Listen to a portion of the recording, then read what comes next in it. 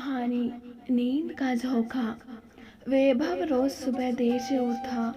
हालांकि वो 5वीं कक्षा में आ गया था, पर देर से जागने की उसकी आदत सुधरी नहीं थी। हर रोज कभी पापा तो कभी मम्मी बारी बारी से उसके कमरे में उसे उठाने आते, पर वो बस 5 मिनट अभी उठता हूँ, थोड़ी देर रुक जाता बोलकर फिर से सो जाता। वैभव रोज सुबह देर से उठता। हालांकि अब वो 5वीं कक्षा में आ गया था, पर देर से जागने की उसकी आदत सुधरी नहीं थी। हर रोज कभी पापा तो कभी मम्मी बारी बारी से उसके कमरे में उसे उठाने आते, पर वो बस 5 मिनट कभी उठता हूँ, थोड़ी देर रुक जाओ बोलकर फिर से सो जाता। वो दोनों भी उसे जगाते जगाते परेशान हो जाते। मम्मी पापा को भी अपने ऑफिस जाने की तैयारी करनी होती। मम्मी को सुबह ढेरों काम होते, सबके लिए नाश्ता, फिर दोपहर का टिफिन भी तैयार करना होता। पापा भी घर के कामकाज में मम्मी की सहायता करते। वैभव देर से जागने की वजह से न तो सही तरीके से नाश्ता कर पाता और न ही ढंग से सो पाता। बहुत बार तो उसे भागते दौड़ते हुए स्कूल बस पकड़नी पड़ती और कई बार उसकी बस छूट भी जाती। इस वजह से उसे मम्मी की डांट खानी पड़ती और पापा उसे पैदल ही स्कूल जाने की सज़ा सुनाते। स्कूल देरी से पहुंचने पर उसे मैडम की नाराज़गी भी झेलनी पड़ती। पूरे दिन स्कूल में उसका मन नहीं लगता, पर ऐसा कब तक चलता। बार बार वो मन ही मन प्रतिज्ञा करता कि कल सुबह ज़रूर समय से उठ जाएगा, गरम गरम नाश्ता करूंगा और अच्छी तरह तैयार होकर स्कूल जाऊंगा। पर नतीजा वही, डांट के 3 बार। एक दिन जब मम्मी स्कूल से घर आई तो कुछ परेशान थी। उन्होंने बताया कि उन्हें 15 दिन के लिए शिमला जाना है, तो वो बहुत चिंतित थी, पर जाना भी जरूरी था। वैसे कैसे होगा, वो सोच सोच कर परेशान हो रही थी। वैभव की परीक्षा सिर पर है, वैसे भी वो कितना लापरवाह है। उसे सुबह जगाना भी एक बहुत बड़ा काम है, फिर स्कूल भेजना, होमवर्क और परीक्षाओं की तैयारी कराना, दूध खाना पीना, ना जाने कितने काम हैं। आप इन सब बातों की चिंता छोड़ो, जब जाना जरूरी है तो सब अपनी तैयारी करो। पापा ने कहा हम दोनों मिलकर सब संभाल लेंगे।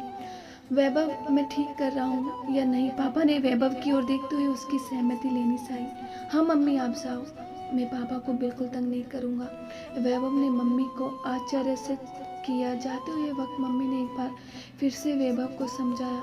वैभव ने हाँ में से हिलाकर अपनी सहमति दे दी, तो पर मन ही मन डर रहा था कि अगर सुबह जल्दी नहीं उठ पाया तो पापा की सहायता करना तो दूर, उन्हें मेरी वजह से परेशानी हो जाएगी।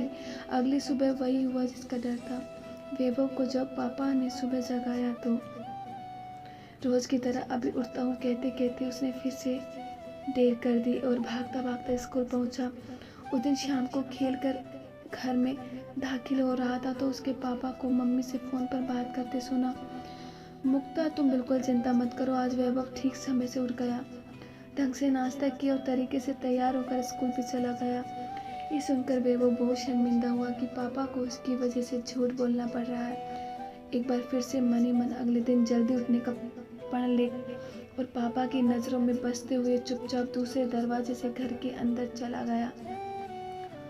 अगले दिन जब पापा उसे सुबह उठाने आए तो वो फटाफट आंखें मलते हुए उठकर बैठ गया, पर जैसे ही वो कमरे से बाहर गया उसने ये कहते हुए कि सुस्ती आ रही है, कुछ देर और सो जाता हूँ, और फिर सो गया।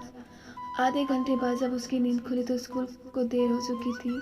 दिन भर स्कूल में वैभव सोचता रहा, क्या करूँ, कैसे करूँ कि मुझे सुबह ज़्यादा नींद ना आए और समय से उठ जाऊँ। तभी उसे एक विचार आया और उसने मन ही मन सोचा कि इसे भी आजमा कर देख लिया। रात का खाना खाने के बाद जब वैभव अपने कमरे में सोने के लिए जाने लगा तो पापा से बोला, प्लीज़ पापा, मुझे रात भर के लिए अपना मोबाइल दे दो, आज मैं मोबाइल में अलार्म लगा कर सोऊंगा ताकि सुबह जल्दी उठ जाऊं। जब तुम मेरे उठने से नहीं उठते हो तो मोबाइल के अलार्म से कैसे उठ जाओगे? पापा को संदेह था, पर उन्होंने उसे मोबाइल दिया। वैभव ने उस रात मोबाइल में कई अलार्म सेट किए। पहला 5:30 का, दूसरा 5:40 का, तीसरा 6 बज के चौथा 6:10 का और अंतिम पांचवा अलार्म लगाया 6:20 का। सुबह अलार्म बजने शुरू हुए। जब पहला अलार्म बजा तो वैभव कोई अच्छा सा सपना देख रहा था। उसे लगा अलार्म उसके मीठे सपने में खलल डाल रहा है, तो उसने झट से उसे बंद कर दिया। थोड़ी देर बाद जब वो दूसरा अलार्म बजा तो उसने सोचा कि अभी तो आकाश में तारे हैं और दिन निकलने में देरी है, अभी थोड़ी देर और सो जाता हूँ, और फिर सो गया। जब तीसरा अलार्म बजा तो उसने कसकर चादर तान ली। जब चौथा अलार्म कोयल की कूक वाला बजा तो वो झट से उठकर बैठ गया। अब वो पक्षी भी आ गए, मुझे उठ जाना चाहिए। फिर जब पांचवा अलार्म बजा तो वो भाग कर नहाने के लिए बाथरूम चला गया और स्कूल के लिए तैयार होने लगा। ठीक 6:30 तैयार होकर वो रसोई में पहुंच गया। पापा उसके लिए नाश्ता बना रहे थे। उन्होंने खुश होकर उसे शाबाशी दी। वैभव ने मुस्कुराते हुए उन्हें पांचों अलार्म के बारे में बताया। उनका मोबाइल उनको लौटाते हुए कहा, पापा आज तो आपको मम्मी से झूठ नहीं बोलना पड़ेगा ना। शैतान, मम्मी पापा की बातें छिपकर सुनते हो। पापा ने बनावटी गुस्सा करते हुए उसके गाल पर हल्की सी चपट लगाई और फिर उसे टिफिन बॉक्स थमाते हुए बोला, माँ स्मार्ट सन, अब रोज रात को सोते वक्त मुझसे स्मार्टफोन ले लेना। आज स्कूल जाते हुए वैभव की प्रसन्नता का ठिकाना न था। अब वो आलसी और सुस्त नहीं रहा था।